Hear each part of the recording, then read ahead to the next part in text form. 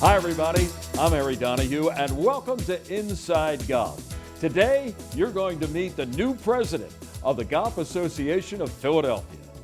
GAP services hundreds of clubs in the area. It stages dozens of tournaments for thousands of members every year. So, what can we expect for GAP under the new leadership of Ken Phillips? Status quo, change, or maybe a combination of both? My conversation with Ken Phillips, GAP's new president, next, here on Inside Golf. The 27th season of Inside Golf is presented by Destination Montco Golf, the First Tee of Greater Philadelphia, the Philadelphia Association of Golf Course Superintendents, the Golf Association of Philadelphia, GAP, Jersey Man and Philly Man Magazine, and Inside Golf's partner since 1998, the Philadelphia section of the PGA. Golf is the great equalizer. For many, this journey is an escape from reality, a chance to be part of a team, a career opportunity.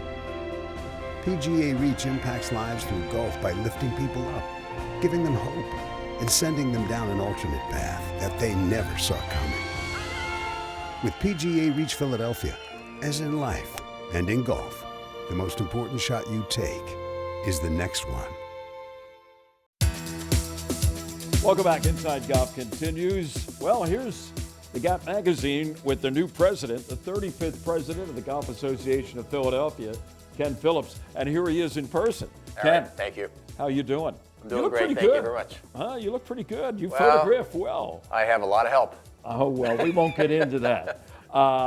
Let's talk a little bit about the biography of Ken Phillips. Okay. You are a member at Lancaster Country Club, where we are right now. Great facility. It's going to host another Women's Open this year. Another month and a half, yeah. How about that?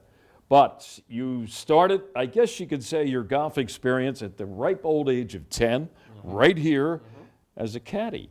Do you remember who you caddied for your first loop? General Strickler, 5-star general. General Strickler. 4-star general. 4-star general.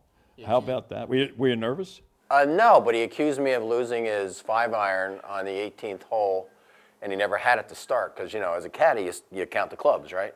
Even at the age of 10, you knew to do that. So he came in, he talked to John Abernathy, longtime pro, and John said, well, let's go back to your little cubby. And sure enough, his 5-iron sitting there. Did the general? Never apologized and everything, gave me $4 and said, thank you very much. See you next time. See you next time. Well, Was there a next time? There was not a next time. No, there wasn't. Okay. Yeah. You came back here as a member in the mid-'80s. Yeah, 1986. You have served as president. Correct. Of Lancaster Country Club. Yeah. You've been on GAP's board since 2017. And you were also president of the Pennsylvania Golf Association. So you've held some pretty big responsible positions prior to this year, and now the crowning point, right? Here you are, 35th president of GAP.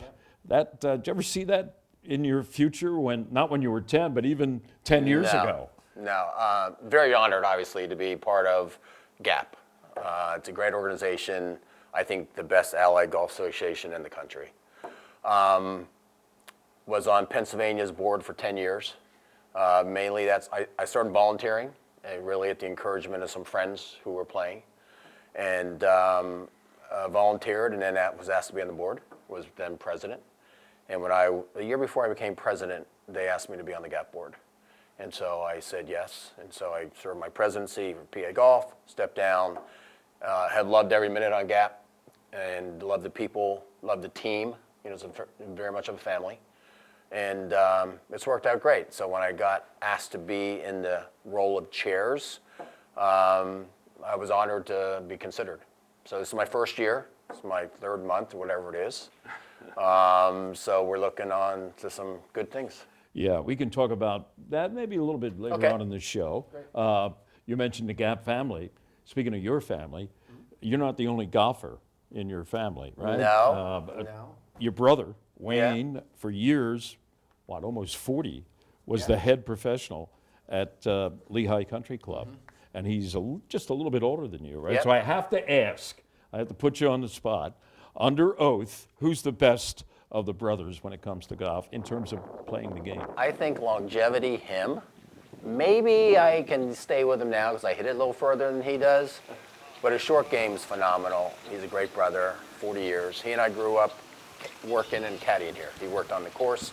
I worked in the pro shop for John Abernath. He worked in the bag room. And so I went the business route. Wayne went the pro route. And I think Lehigh's 37 years as head pro. Probably one of the longest tenures of any head pro in the game of golf. So he's enjoying retirement. He's probably going to do a little teaching. He has, some people who still want to come to him, so he's going to teach somewhere up there. Just do that. But if you need a short game lesson, he's the guy to go to. Okay.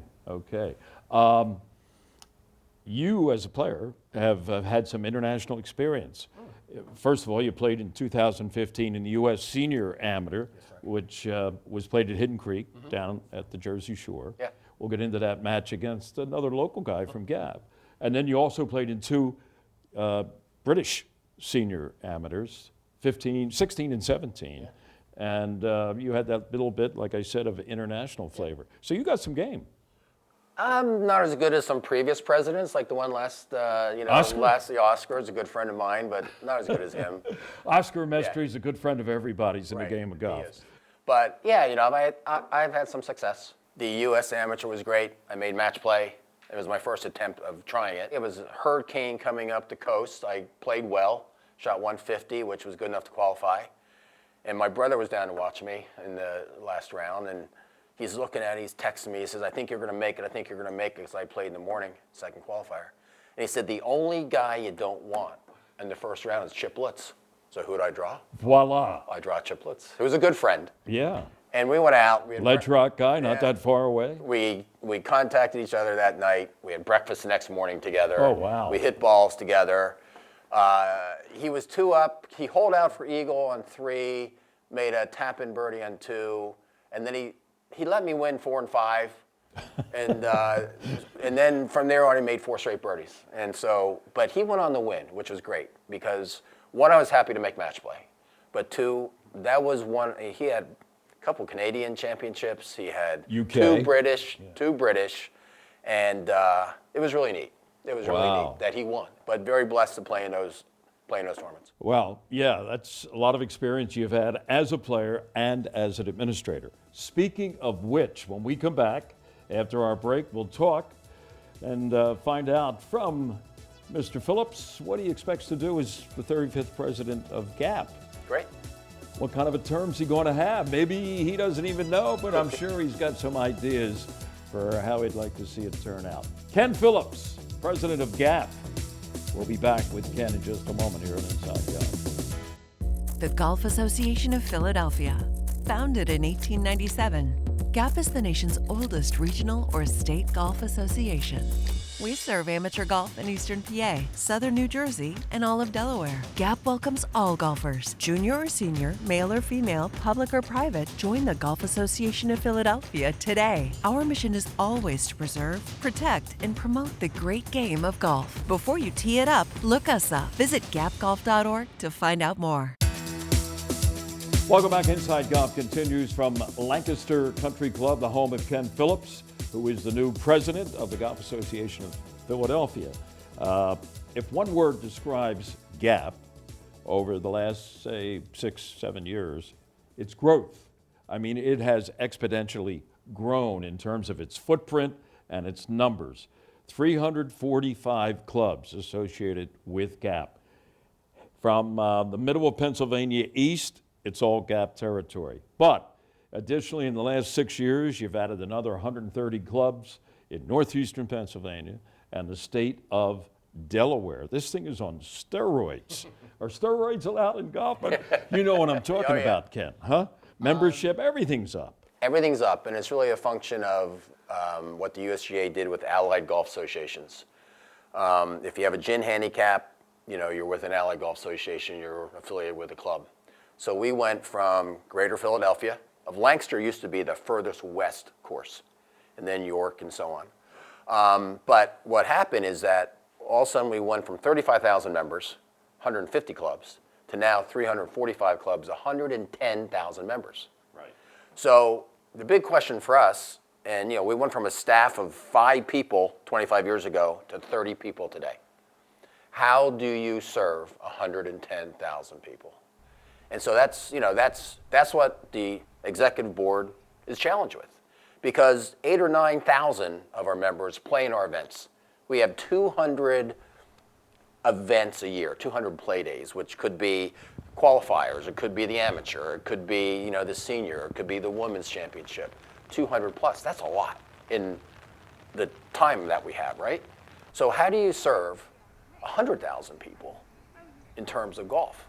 And so that is what we wrestle with. And I think our team of 30 people, staff, our board, I think we do a pretty good job, Given all the numbers that we just talked about, and there's not much more, or is there, that the staff and you as president would like to lead forward in terms of what more can you do in terms of events and things like that, expansion? You know what I mean? Like, it's almost maxed out. Now you got to make it a better experience for what you already have and inherit in your case. Well said. What we try to do is we take a look at our calendar every year. What's working, what's not working? Can we get rid of some things, add some things that maybe improve the experience for the average golfer? Whether you're a net golfer, a championship golfer, a junior, a woman, a senior man, just whatever. So we have areas that I think we do really, really well at, and we have other areas that I think we need to constantly improve. So some of the highlights that I think we're going to focus on, our youth on course has exploded. If you have a child, 18 years and less, who wants to play golf, we have 40 to 50 clubs within the GAP family where you can go play for $5. GAP then subsidizes that club a balance after that. Youth on course, we've gone from 300 members back in 2018 to over 4,000 kids. That's phenomenal. We have golf in schools, where we go and we help physical education teachers, instruct the game of golf. All right. We have a new program that we're going to be having agronomists come from the USGA and go out to some of our courses. So how can GAP help the club and the golfer? And that's our job. And we're going to fumble, okay? And then we're going to also run for 100-yard touchdown. And so what we try to do every year is improve on what we can do. This year, a big initiative, adaptive golf. Adaptive golf, it's anyone who's challenged, whether it's an amputee, whether it's mentally challenged. And so we have 14 so far, 14 days where we're going to have instruction, paid instructors by us, PGA instructors working with the PGA, Philly PGA. And we're going to different clubs around, and we're having 2-hour sessions on adaptive golf. And we're going to have our first adaptive golf championship. Really? Yeah. Now, this has never been done by GAP. No. The USGA just started. Was this one of your pushes? Or I mean, it was in the work. As a group, as an executive board? Yeah. Everything we do, we have tremendous directors. We have tremendous team, okay? Mark Peterson and Marty and Kirby and all those, household names that people know for the last 25 years. They bring ideas. They bring what's being done across the state, okay? Or across the nation.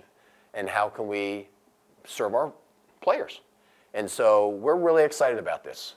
We work with our foundation, okay? We have a foundation, and we're going to start using those funds toward programs like that.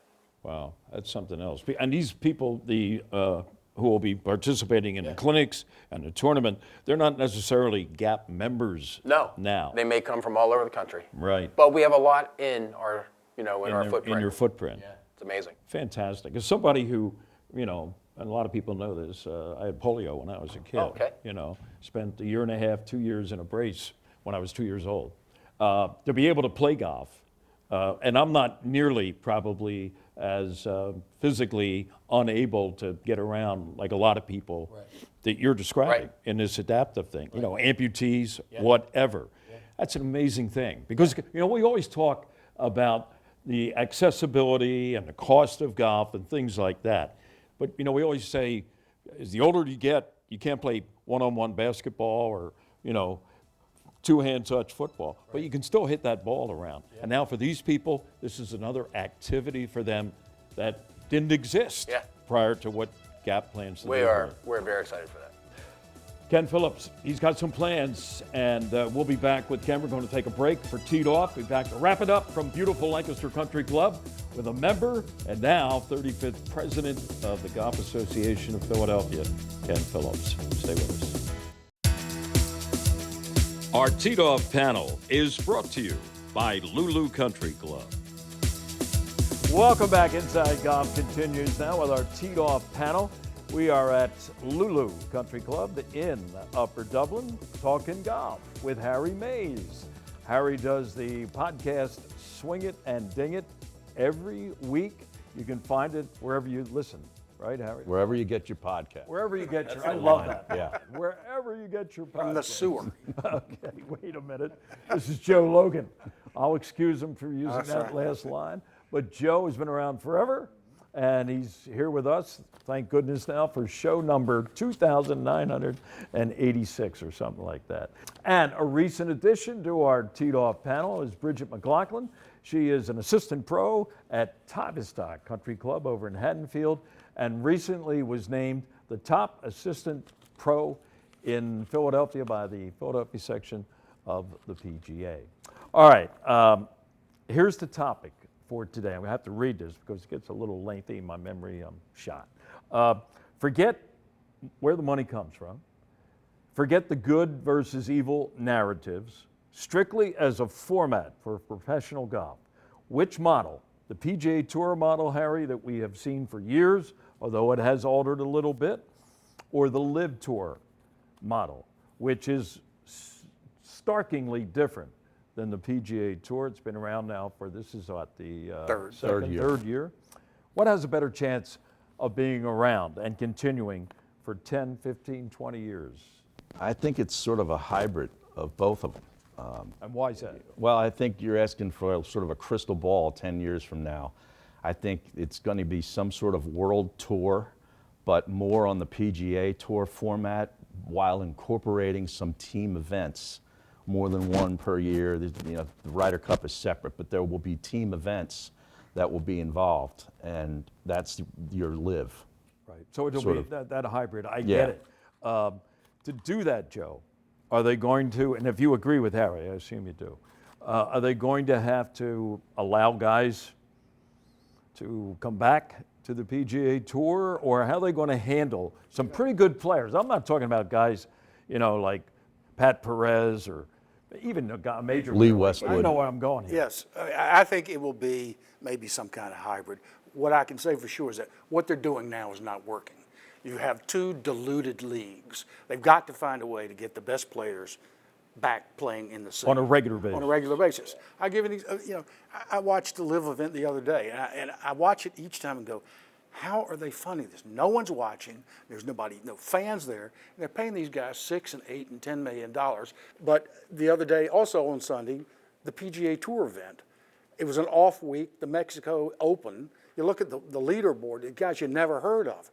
But what I liked about it was two young guys, both going for their first win. They were fighting it out. It mattered to them. They were going to win more money. It's going to be a life-changing event. And one of them gets into the Masters. You flip over to Live, and there's, those guys haven't needed to make a putt. Well, certainly since they signed with Live. When you got $20 million in the bank, it kind of gives you a little cushion to not worry about putting so much. Yeah. So, where do you stand on this? Is it possible for these two tours to have a hybrid existence I down sure the road? hope so. I think that the discussion that started already makes us think that it has to turn into some type of hybrid. And I totally agree. I think we need those top tour guys competing week in and week out against each other. I think that's what draws people. Now, I have the opportunity to talk to hundreds of members a week, and I'm not hearing those members saying, I watched Live this weekend. No. So. Look at the numbers, the ratings, and look at the fans. I mean, you can't lie about the fans around the course because there are none. Well, part of the problem is there not many people watch it because you can't. A lot of people don't even know where they are. Right. Okay. CW? They need to get, they need to get a major television contract, and that'll solve some of the problems. But how about the format, Harry? How about the shotgun start? Actually, that's not a bad idea. It's not that bad because the one thing about it, I've watched Live several times, is there's always a golf shot on your on your TV screen. They're not, showing guys lining up putts or trying to figure just out where a concentrating drop on is. three guys that are in the lead. Right, exactly. They're moving from golf shot to golf shot to golf shot. And if you want to watch golf, that's now there not is a bad. hum in the background. There's a lot of music being played. Now, is that a turn-off for you? Or It's a complete turn off. is it? But is that more because you are who you are, as opposed to Grumpy who old they're man, trying get to off my lawn. That's right. Maybe Joe, they're not interested in Joe Logan. They're not. They're absolutely not in the demo they're going for. Right. But how about your generation? Okay, you're younger than Joe Logan. Okay, I won't say by how many years, but You're older than me. I'll leave it at that. I am older than you. But, what about, the format? Do you like the idea of a shotgun start? Do you think that's something that could be incorporated into a hybrid PGA Tour, Live Tour? Actually, I'm not a fan of the shotgun format. Coming from a fan who used to, follow the LPGA You're players older than down I the think, shore. probably. I know. No, I'm only kidding. But, to have that morning wave, that afternoon wave, to be able to, follow along with 2 or 3 people throughout the day, that's kind of my style. I've noticed that trying to watch those events is it's hard to know if he's like 12 under and he's got 4 holes left, but what 4 holes are they? Right. Whereas if you're watching the Masters and the guy's on the back nine, he's got 2 par 5s. The holes he can go after, the holes he can't go after. I like, agree with that. Yeah. Well, maybe we'll just have to sacrifice that. That's all. I don't know. Hey, it's an interesting topic. And we'll come back. We'll come back in 20 years, and we'll see how we're good at predicting or not. I don't know. I don't know if I'll be back in 20 years, but Bridget will be here. She'll explain it for us. All right, we'll be back. More of Inside Golf, not in 20 years, in just a moment. Stay with us. Now the Inside Golf Rapid Rules Tip with Tom Karpus, rules official on the PGA Tour Champions.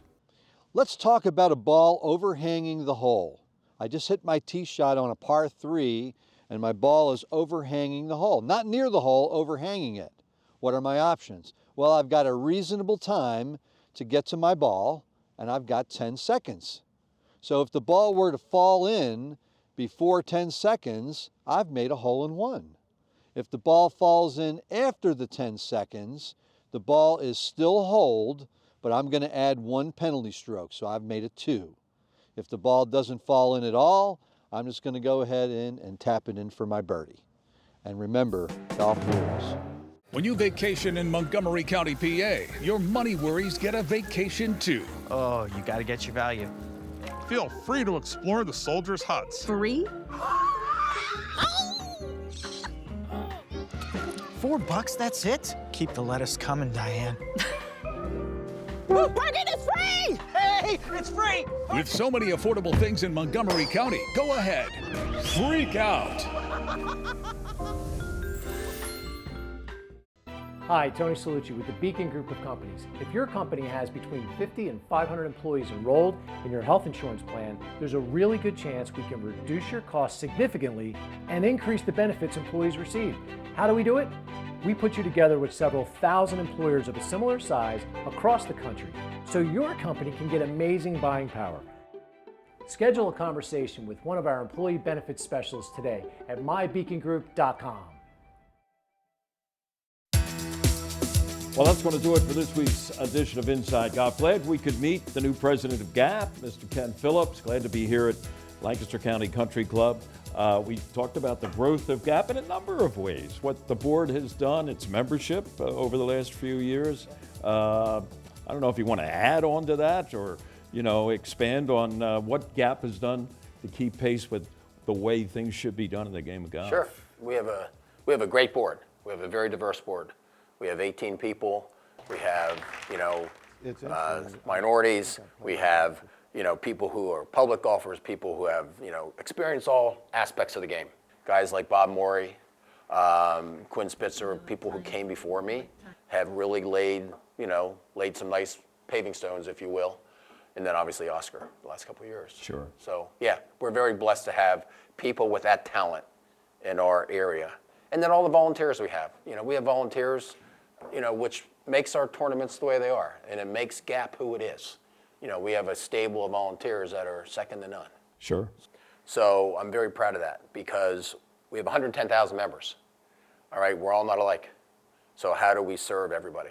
And I think some of the things we talked about today, youth on course, adaptive, that breeds, diversity, and that breeds bringing people into the game who may not have had a chance to be into the game. Sure. So I think whether you're serving somebody, from Williamsport to Rehoboth Beach to wherever, is how can we better serve you? And that's our goal. And it's very simple, okay? We just need the resources to do it, which I think we do. We have the manpower, we have the brain power to do it, and a team of 30 that's just phenomenal.